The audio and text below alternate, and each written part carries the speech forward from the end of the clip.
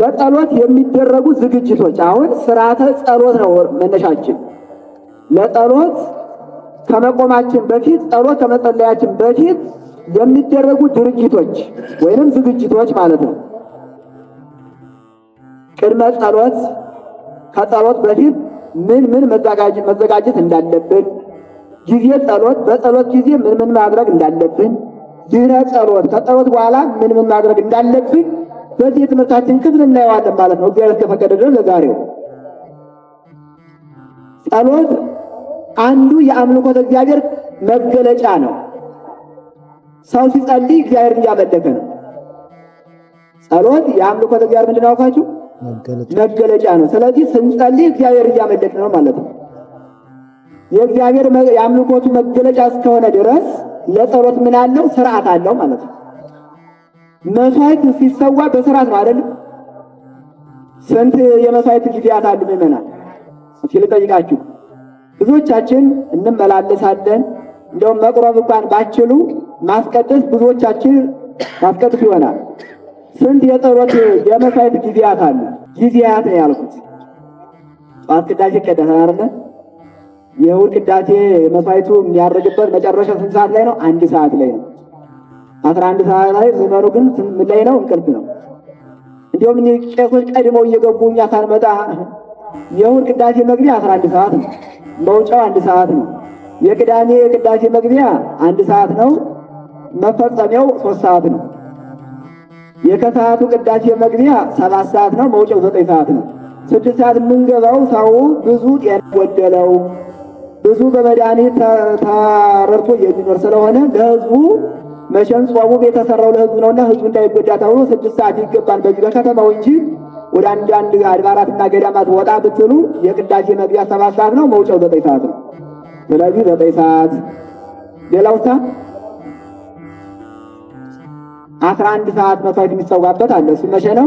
ጸሎተ ሐሙስ ዕለት። ሌላሳ መንፈቀ ሌሊት ወይንም 10 ሰዓት ከክርስቶስ ልደት፣ ጥምቀት፣ ትንሣኤ። እነዚህ የመስዋዕት ጊዜያት ይባላል። ያዟቸው ግድ የላችሁ። ከእነዚህ ነው መስዋዕት የሚሰዋው። ከዚህ ውጭ መስዋዕት ይሰዋል። ድንገት የታመመ ሰው ካለ በተለየ ምክንያት ሊቀደስለት ይችላል ከዚህ ውጭ እንጂ የቅዳሴ ሰዓት የመስዋዕት ማረጊያ ሰዓት እኒህ ናቸው።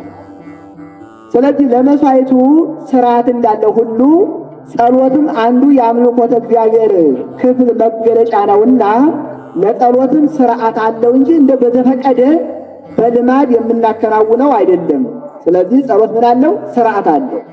ቅድመ ጸሎት፣ ጊዜ ጸሎት፣ ድህረ ጸሎት ልናደርጋቸው፣ ልንጠብቃቸው፣ ልናከናውናቸው ጸሎታችን መልስ እንዲያገኝ ጸሎታችን ቅድመ እግዚአብሔር ደርሶ ምድራዊ ሰማያዊ ጥያቄያችን መልስ እንዲኖረው ጸሎት በአግባቡ ሲጸለይና ስርዓቱን ጠብቆ ሲሆን መልካም ጸሎት ሆኖ ተቀባይነት ያገኛል። በስርዓት መጸለይ እንዳለብን በኦሪት ዘጸአት ምዕራፍ 19 ቁጥር 24 ላይ ተጽፎ እናገኛለን። እንደው ጥቅስ መጥቀሱ ግን ከንቱ ድካም ነው። ምክንያቱም ማስታወሻ የያዘ አካል የለም። ጥቅስ የሚጠቀሰው ማስታወሻ ላይ ያዘ ሰው ነው። ስለዚህ ለዚህ ተቀማጭ አሁን ለዚህ ለተሰባኪው ጥቅስ መጥቀስ አይጠበቅብኝም።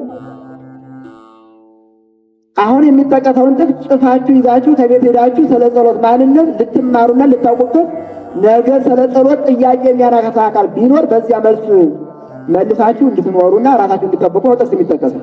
አለዚያ መጥቀስ አያስፈልግም። ስለዚህ ለወደፊቱ የመጣችሁ ትምህርት ቤት ነው አይደለም? ተማሪ ትምህርት ቤት ሲሄድ ያለ ማስታወሻ ይሄዳል? አይሄድም። አሁን እንግዲህ ሰለጠን ብለን ሞባይል ነው። ሞባይል መንግስት ሰማያት ተሰብስቦ አይገባም። እኛ መጀመሪያ መለወጥ የሚኖርብን እንጂ ሞባይሉ ላይ የፈለገውን ስልክ ሰብስበን ብናስቀምጠው አይለወጥም። ያው ነው። መለወጥ ያለብን እኛው ነን። ስለዚህ እንደው ትምህርት ቤት ስንሄድ ማስታወሻ ይዘን እንደምንሄደው ሁሉ ወደዚህ ስንመጣ ማስታወሻ ይዘን ብንመጣ ቢለምድብን መልካም ነው። የጸሎት ስፍራ እንደተወሰነልን ሁሉ የጸሎት አልባሳትና የጸሎት ጊዜያትም ተወስነውልናል። የጸሎት ጊዜ የተወሰነው ለእኛ ለሰረፎቹ ነው። ጸሎት ምግባቸው፣ ጸሎት መጠጣቸው፣ ጸሎት ልብሳቸው ለሆናቸው ለቅዱሳኑ ግን 24 ሰዓቱ በሙሉ ለጸሎት ያንሳቸዋል እንጂ አይበዛባቸው። የጸሎት ጊዜ 7 ጊዜ ብለን የምንጸልየው 7 የጸሎት ጊዜ የምንለው እጅግ ሰነፍ ለሆኑ ክርስቲያኖች ነው። ይህንን የጸሎት ጊዜ ሌሎቹ ከኛ ኮርጀው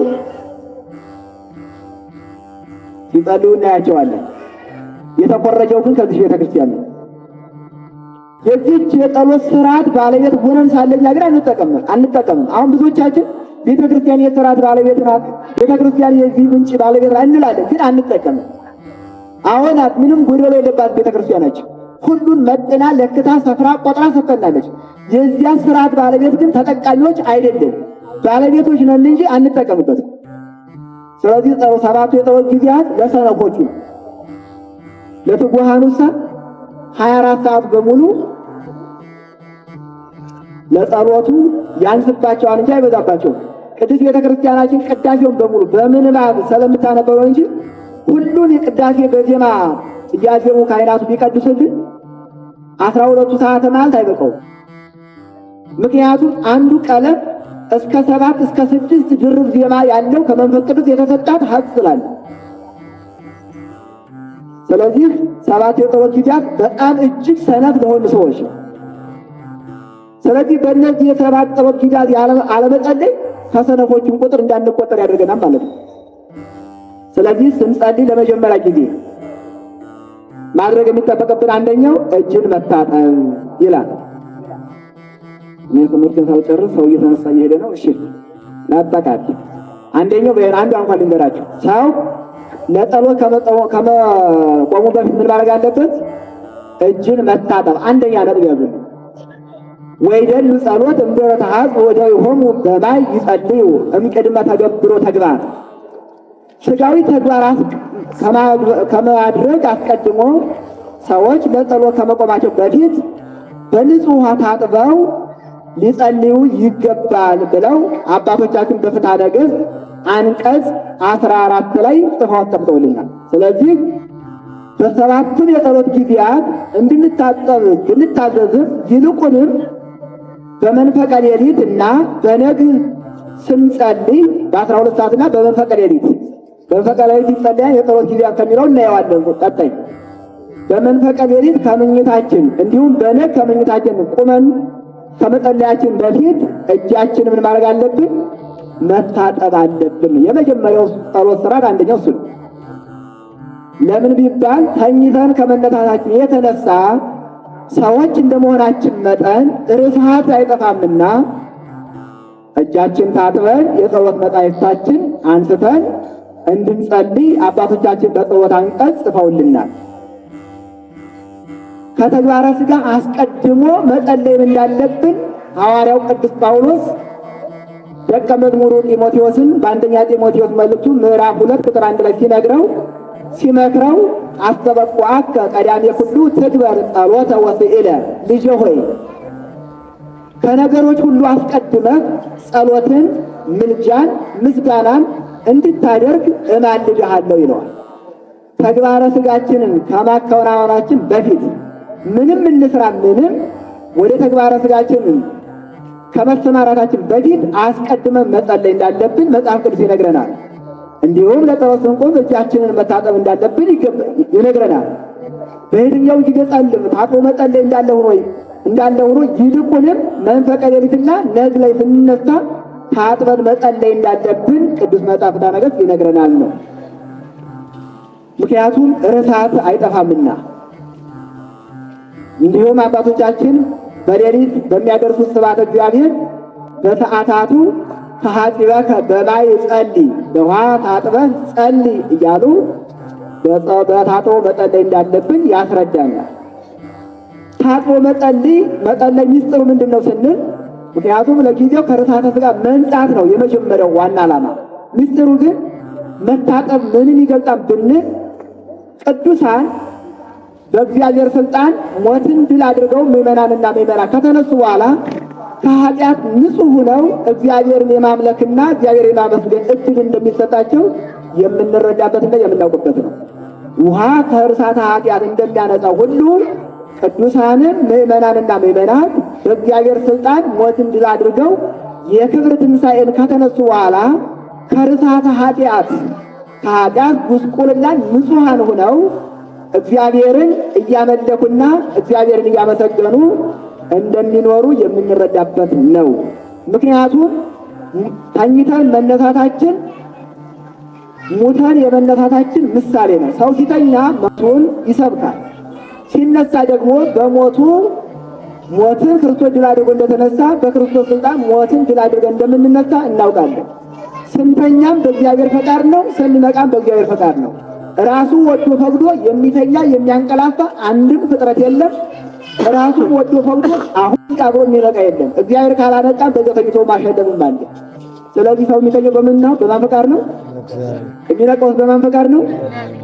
በእግዚአብሔር ነው። ስለዚህ ተኝተን መነሳታችን የምን ምሳሌ ነው አልኳችሁ?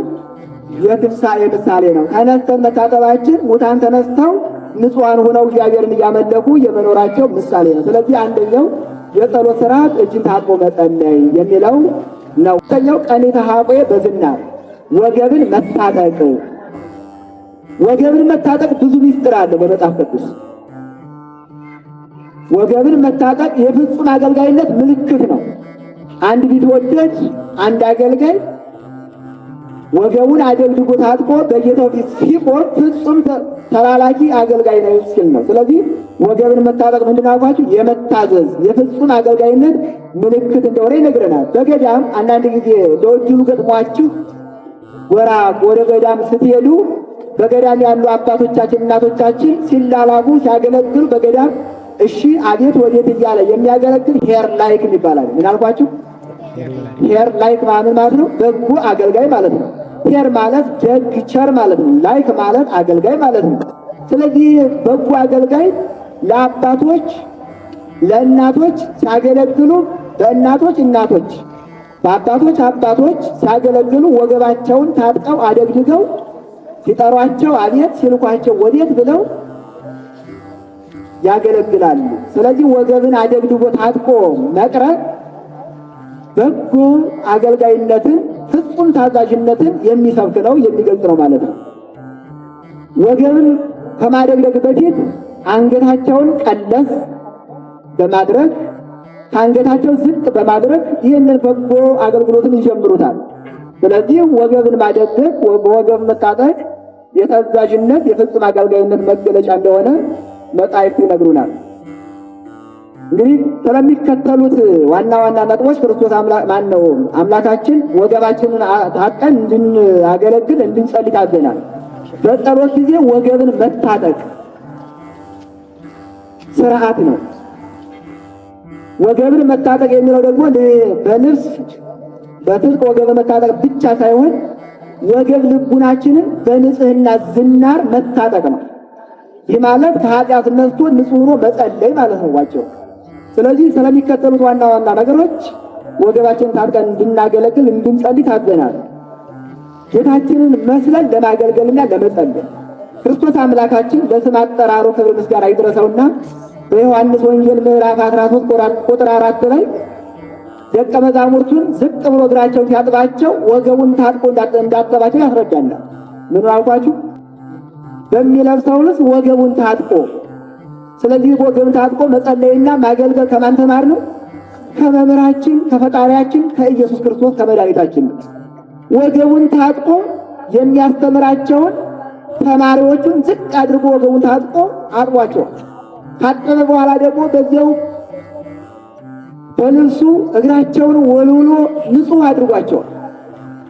ስለዚህ ወገብን ታጥቆ ማገልገል ከአምላካችን ከመምህራችን ኢየሱስ ክርስቶስ የተማርነው ስለሆነ ፍጹም አምላካችን ኢየሱስ ክርስቶስን ለመምሰል። ምክንያቱም እርሱ መምህራችን ምን ብሏል?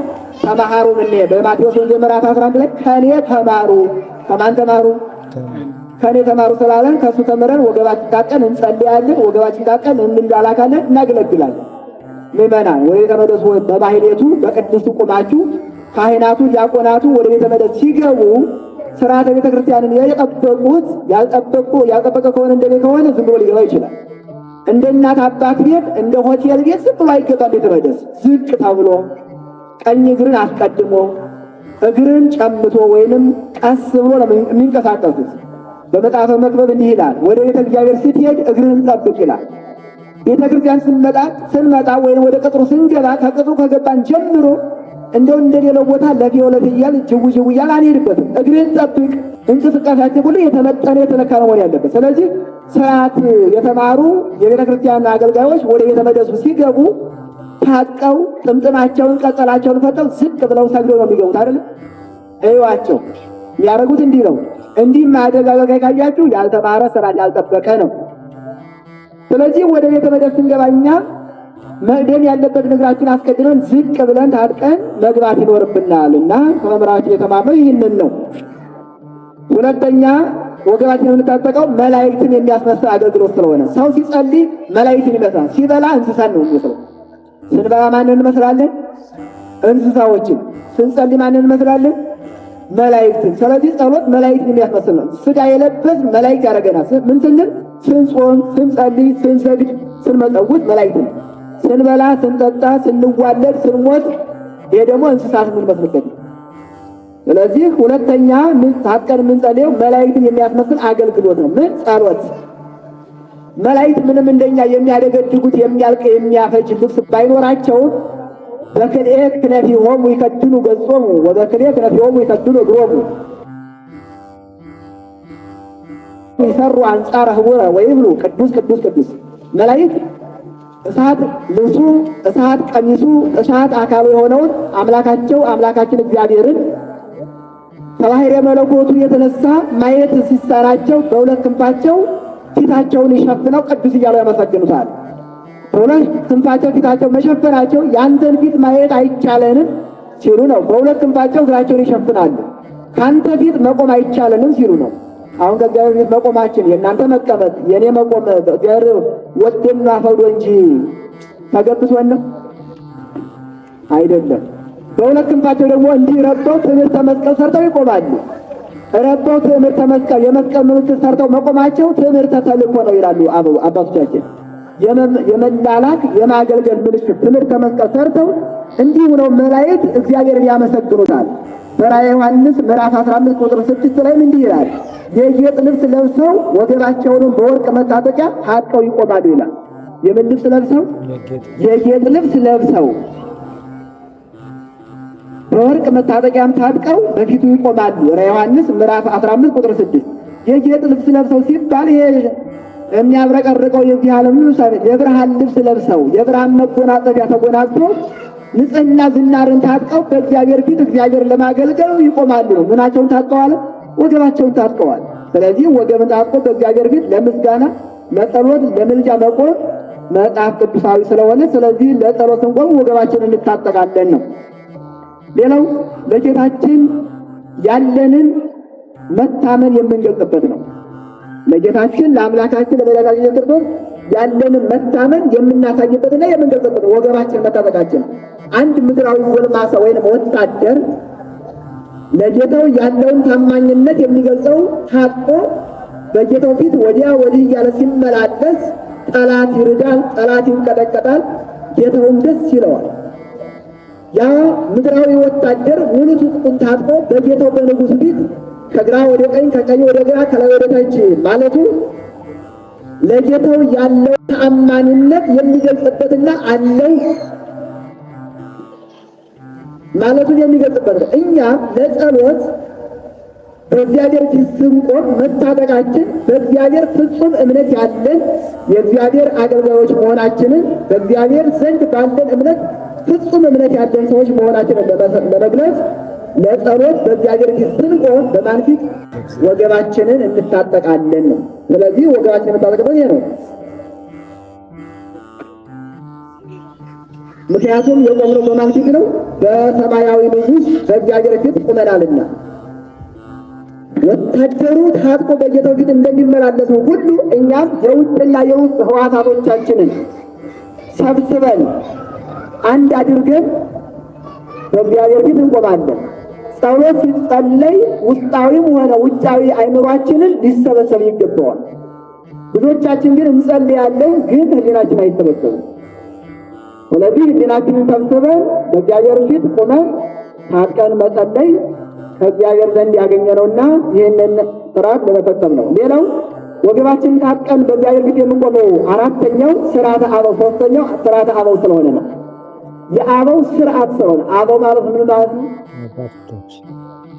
አበው ማለት ምን ማለት ነው? ልጅ አባቶች ማለት ነው። የአባቶች ስርዓት ስለሆነ ከቀድሞ ሰዎች ነቢዩ ኤልሳዕን ብንመለከት ከኋላ ሰዎች መጥምቀ መለኮት ቅዱስ ዮሐንስን ብንመለከት ቁሞ መጸለይ ቁሞን ስንጸልይ መታጠቅ እንዳለብን ያስረዱናል።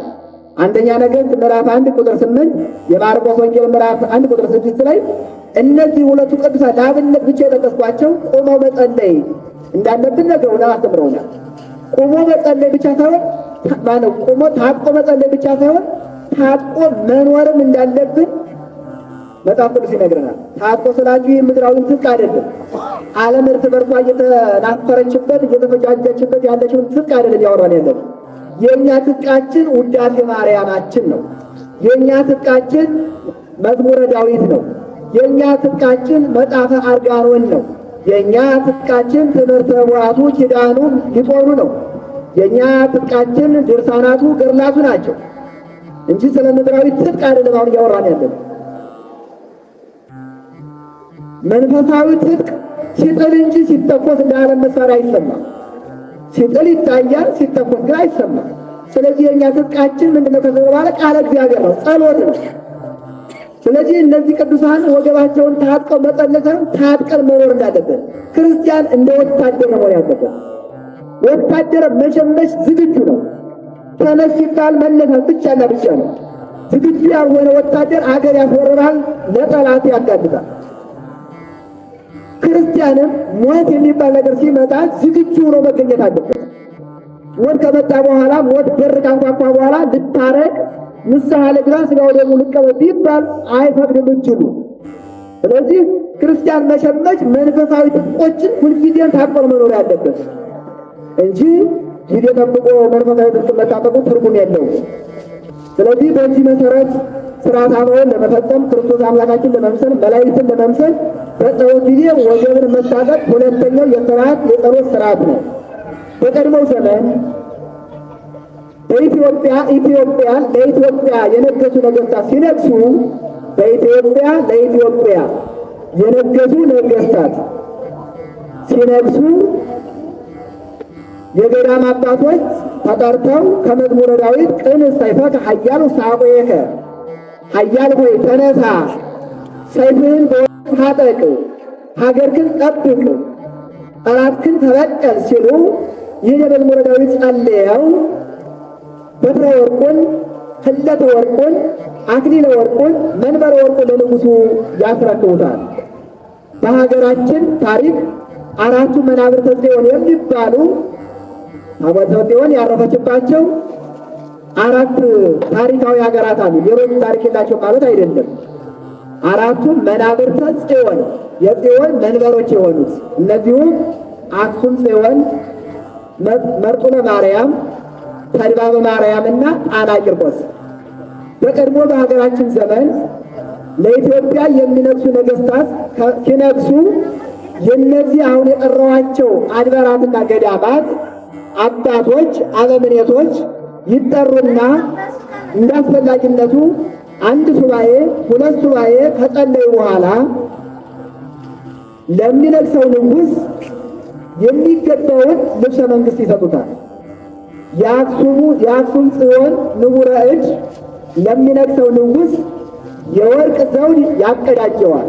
ዘውድ ክብር ነው፣ በዚህ ዘውድ ሀገር ግን በሰላም ትመራለህ ሲል ምልክት የመስቀል ምልክት ያለበትን ዘውድ የአክሱም ጽዮን አበምኔት ወይንም አስተዳዳሪ ንቡረ እድ ይባላል።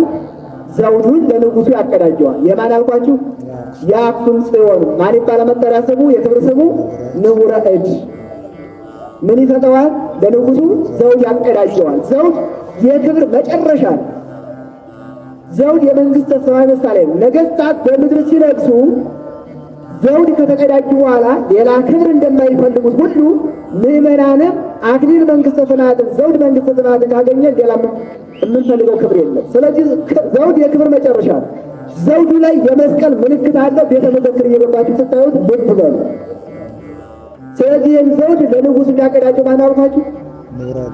በጸሎት የተጋው ከእግዚአብሔር ጋር ዘወትር የሚነጋገረው የአክሱሙ ንቡረ እድ ለንጉሱ ከቀዳማዊ አፄ ምኒልክ ጀምሮ እስከ መጨረሻው ንጉሥ ድረስ ይህ ስርዓት ሲፈጸም የኖረ ነው። ታሪካችሁን አንብቡ። ግን የአሁኑ ታሪክ ያለው ትውልድ ታሪክ አልባ ሊሆን መጻሕፍቱን በየቤተ መዘክሩ ታስረው እስረኛ ሁነው እኛም አናገኛቸው እነሱ አያገኙንም። ተራይተናል። ጥሩ ነው ሳለ ቤተ መዘክሩ ቤተ ሙዚየሙ በአንድ በኩል መልካም ነው፣ ከሌባ እጅ ይታደጋል። ግን ደግሞ ታሪካችን እንዳናውቅ በብራና የተሰነደው ታሪካችን እስረኛ ሆኖ ተቀምጧል። የት እናገኘዋለን? ሁለተኛው የመርጥሮ ማርያሙ አስተዳዳሪ ወይም አበምኔት ርዕሰ ርዑሳን ይባላል። እርሱ ደግሞ ህልቀተ ወርቁን ያቀዳጀዋል። ህልቀት ማለት ቀለበት ማለት ነው።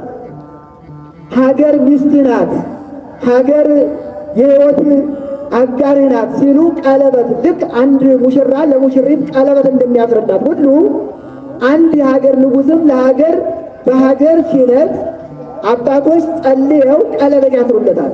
ሀገር ሚስት ናት። ሚስትህን እንደምትወዳት እንደምትንከባከባት ሁሉ ሚስት ሀገርንም በፍጹም ልብህ በፍጹም ሀሳብህ ምራት፣ ውደዳት፣ ጠብቃት፣ ተንከባከባት ሲሉ የመርጥረ ማርያም ርዕሰ ርዑሳን ቀለበት ያስሩለታል። የተድባበ ማርያሙ መጠሪያ ስሙ ፓትርያርክ ይባላል። እርሱ ደግሞ ቀጥ ያለ ዘንግ በትረ ወርቅ ያስይዘዋል። በዚህ በትረ ወርቅ ወገንክን፣ ሀገርክን፣ ዜጋህን ጠብቅ ዘንድ ቀጥ ያለ አባጣ ጎርባጣ የለው እንደ ዘመኑ ኮዘራ ያልተቆለለመ ነው። ቅን ፍርድ እየፈረርክ ወገንክን በዚህ በትረ ወርቅ ጠብቅበት ሲሉ በትረ ወርቅ ለንጉሡ የመርጥሮ ማርያም ፓትርያርክ መጠሪያ ስሙ ነው ይሰጠዋል። የጣና ቂርቆሱ ሊቀ ካህናት ይባላል። እርሱ ደግሞ ሰይፍ ያስታጥቀዋል። በዘንጉ ወገንክን ጠብቅበት፣ በሰይፉ ደግሞ ከውጭ የሚመጣትን ቅጣበት ሲሉ ይህንን ሙሉ ነዋየ መንግስት ሊቃውንቱ በጸሎታቸው ባለው እነዚህ ሰዎች በጸሎታቸው ጸልየው ያደርጉለታል። የአባቶቻችን ጸሎት አሁንም ይጠብቃል። ስለዚህ ትጥቅ እንደዚህ በሀገራችን እንኳን እንደ እስከዚህ ድረስ ነው። ትጥቅ መነኮሳት ሲመነኩሱ ከሚለብሱት የልብስ አልባሳት የመነኮሳት አልባሳት አንደኛው ምን ይባላል? ቅናት ይባላል። በወገባቸው የሚታሰሩት ምን አልኳችሁ? ቅናት ስላችሁ ይሄ አንዱ ባንዱ የሚቀረው እንዳይመስላችሁ። ቅናት ማለት ቀበቶውን መታጠቂያ በሉት። ለጊዜው አዲስ የሚመነኩሰው መነኩሴ ያ ቅናት የሚዘጋጀው ከፈትል ነው። ከድር ሊዘጋጅ ይችላል። ኋላ ግን በመንፈስ ቅዱስ ያመነኩሴው እየተሟሟቀ ሕገ መንግሥናውን እያወቀ ሲሄድ ከፈትል የተዘጋጀውን ቅናት ወይም ገመድ ይተውና ከብረት ወይም ከሰንሰለት ቅናቱን ወይም ቀበቶውን መታጠቂያውን ያዘጋጃል። እንግዲህ ምን አልኳችሁ? ከብረት ብረቱ ቅናት ቀን ላይ ፀሐይ ሲመታው ይገላል፣ ሌሊት ላይ ደግሞ ይቀዘቅዛል። ስለዚህ ቀን ሲግል ያቃጥለዋል አካሉ። ምንኩስና ይህ ነው። ሌሊት ደግሞ ሲቀዘቅዝ ያ ብረቱ ሰንሰለቱ ሰውነቱን ይለዋል፣ ይቀዘቅዘዋል። በቅዝቃዜው ስቃዩን መከራውን ይቀበላል። ለምን? ራሱን አሳልፎ ሰጥቷል ስለ ጽድቅ። ልተኛ ግን ደግሞ ከወገቡ ያለ ያ ብረት ምን ይላል? ይጎደዋል። ስለዚህ መተኛቱን ትቶ ምን ይላል? መቀመጡን ትቶ ደግሞ ከአረፍቱ ወይም ከእንግዲህ ጠጋ ብሎ ትንሽ አንጎላችና አሁኑ ለጸሎት ይተጋል። ስለዚህ አባቶቻችን 24 ሰዓት ታጥቀው የሚጸልዩ እንዳሉ መርሳት የለብንም። ሀገር የምትጠበቀው በስጋውያን ጠባቂዎች ብቻ ሳይሆን እኛ የማናውቃቸው እግዚአብሔር የማውቃቸው 24 ሰዓት ታጥቀው ስለዚች ሀገር ስለኛ ሰላሙን ስለተቀመጥንባት ሰላም ያዋጥሰው ድንጋይ ተንተርሰው የሚጸልዩ የሚተጉ ትጥቃቸውን የማይፈቱ መንፈሳውያን ወታደሮች ስላሉ ነው እስካሁን የደረሱ እንጂ በስጋውያን ጠባቂዎች ብቻም አይደለም ለማለት ነው። ነጭ የደም ሴል ሆነው ደግሞ እኛ የሚጠብቁም አሉ። የማይረሳ የሀገር ፍቅር ያገበራቸው ቅናቱ ለጊዜው ለመነኩሴው የመገነዝ የመሞት መመንኮስ ማለት መሞት ማለት ሞቱ ለዓለም ነው። ለኃጢአት መሞት ለጽድቅ ሕያው መሆን፣ ለዚች ዓለም ሙቶ መታየት ለመንግሥተ ሰማይ ሕያው ጻድቅ መሆን ነው። ስለዚህ እነዚያ መነኮሳት ወንዶች ሆነ ሴቶች በወገባቸው የሚታጠቁ ቅናቱ የመገነዝ የመቀበር ምሳሌ ሲሆን ፍጻሜው ግን ያንን ቅናት አባቶች የሚያስታጥቋቸው ሲያመነክሷቸው ሥርዓተ አበውን አትርሳ ይህን ይዘህ ተከተል ሲሉ ነው። ሁለተኛ የማያንቀላፋ የማይረሳ የማይደክም ጽኑ ጠላት ዲያብሎስ አለብህ። ስለዚህ ነቅተህ ተግተህ በጸሎት ተዋጋ ሲሉ ይህንን ቅናት ለሚመነኩሰው መነኩሴ አባቶቻችን ምን ያሏቸዋል? ያስታጥቋቸዋል። ስለዚህ ወገብን በጸሎት ጊዜ መታጠቅ ይህንን የመሰለ ትርጉም ያለው ነው። አምላካችንም ያዘዘን ነው። የመጨረሻ አምስተኛው አምላካችን አዞናል። ምን ብሎ? ወገባችሁ የታጠቀ መብራታችሁ የበራ ይሁን። ወገባችሁ ምን ያለ የታጠቀ። የዛሬው ወጣት እንኳን ስጋዊ መንፈሳዊ ትጥቅ ሊኖረው ይቅርና ስጋዊ ቀበቶም የለውም። ሱሪውን ጨብጦ የሚሄድ ነው ሁሉ ማለት። እባካችሁ ወንድሞቼ ቀበቶ ይኖራችሁ። ይህ ቀበቶ ፈቶ መሄድ የስልጣኔ ምልክት አይደለም፣ የኋላ ቀርነት ምልክት ነው። ቀበቶ የሌለው ወንድ ልጅ አይባልም፣ ሌላ ነው የሚባለው ሰው። ስለዚህ ወገባችሁ የታጠቀ መብራታችሁ የበራ ይሁን። ምክንያቱም ስጋዊ ትጥቅ ቀበቶ የሌለው ንጽህናን፣ ቅድስናን፣ ድንግልናን ሊታጠቅ አይችልም። ስለዚህ ወገባችሁ የታጠቀ ማለት ንጽህና፣ ቅድስና፣ ድንግልና እንዴ የወጥቶ ብዙ ትርጉም አለ። ለእናቶቻችንም ትጥቅ መቀነት ነበር አይደል? ለአባቶቻችንም ቀበቶ አለ እጅግ ይባላል። ረሃብ እንኳን አሁን እናቶቻችን ቀበጥ ማለት መቀነት ቢኖራችሁ ቢረባችሁ ባይራቡ አይሰማችሁ። እናቶቻችን ቀድሞ በቀድሞ ጊዜ በመቀነታቸው 3-4 ዙር ይዞራል አይደለ? ያነታጠው ሲፈጩ ረሃቡ እንኳን አይሰማቸውም። አባቶቻችን ጅል በሚባለው በሰፊው መጣበቂያቸው ታጥቀው ሲያርሱ ረሃቡ አይሰማቸውም። እንደ የምሳ ሰዓት እንኳን እንደደረሰ አያውቁም። እንደ ቀን አገልግሎትን መማር ከገበሬ ነው። የእኛማ ሰዓት ቆጥረን አይደለም የምንወጣው የምንገባው። ለሰው ቆጥረን እንጂ የምንሰራው ለህሊናችን አንሰራ። ስለዚህ ወገባችሁ የታጠቀ መብራታችሁ የበራ ይሁን የሚለው መንፈሳዊ ስጋዊ ትርጉም ስላለ ይህ የእግዚአብሔር ቃል ስለሆነ በጸሎት ጊዜ እንታጠቃለን። ጴጥሮስም እንዲሁ ወገባችን የታጠቀ መብራታችን የበራ እንደሆነ ይነግረናል። ቅዱስ ጳውሎስም ይነግረናል። ኤፌሶን 6:15 ላይ ተጋድሏችሁ ከምድራውያን ጋር ስላይደለ ከመንፈሳዊ አጋንንት ጋር ነውና ሰይፍ ቃለ እግዚአብሔርን ታጠቁ እያለ ይነግረናልና ስለዚህ በጸሎት ጊዜ መታጠቅ፣ በጸሎት ጊዜ እጅን መታጠቅ መጽሐፍ ቅዱሳዊ ስርዓትና አምላካዊ ትእዛዝ ነውና ይህን አድርገን በአግባቡ ጸልየን የጸሎታችን ፍሬ እንድንበላ እግዚአብሔር አምላካችን ይፍቀድልን። ብንኖር ብንቆይ ሳምንት የትምህርታችን መነሻ ደግሞ በጸሎት ጊዜ ቁሞ መጸለይ የሚል ይሆናል። ከዚህ ቀጥሎ ያሉትን ስርዓቶች እንማማራለን። ጊዜውን ባርኮና ቀድሶ ሰጥቶን በቤተ ክርስቲያን እናታችን ተገኝተን ቃሉን እንድንሰማ እንድንጸልይ የረዳን የአባቶቻችን የእናቶቻችን አምላክ የእኛ አምላካችን ስሙ የተመሰገነ ይሁን። በስብሐት ለእግዚአብሔር ወለወላዲቱ ድንግል ወለመስቀሉ ክቡር። ይቆየን።